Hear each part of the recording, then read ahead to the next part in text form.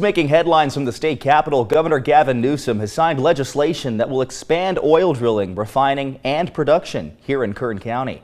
Senate Bill 237, backed by bipartisan support, would allow for an additional 2,000 oil drilling permits every year for the next 10 years. This comes on the heel of the closure of two major California oil refineries. However, for every new oil well, 2 retired or defunct wells must be plugged in order to meet state environmental standards. Senator Shannon Grove, a Republican sponsor of the bill, says this bill will allow for more money, commerce, and resources in Kern County.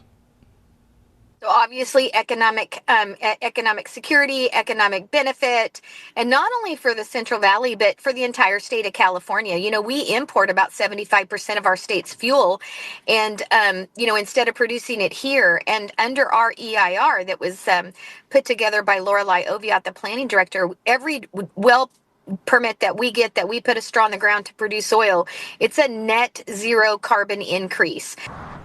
Senator Melissa Hurtado, a Democrat who also sponsored this bill, says this legislation could bring economic stability to the Kern region, which continuously struggles with unemployment. More than anything, it's going to bring a little bit of economic stability, additional jobs, and economic development and growth to a region that's really, or to a community that's really struggling with 10% unemployment at the time. And that's in large part because of the impacts that the county has taken on when it comes to the oil industry.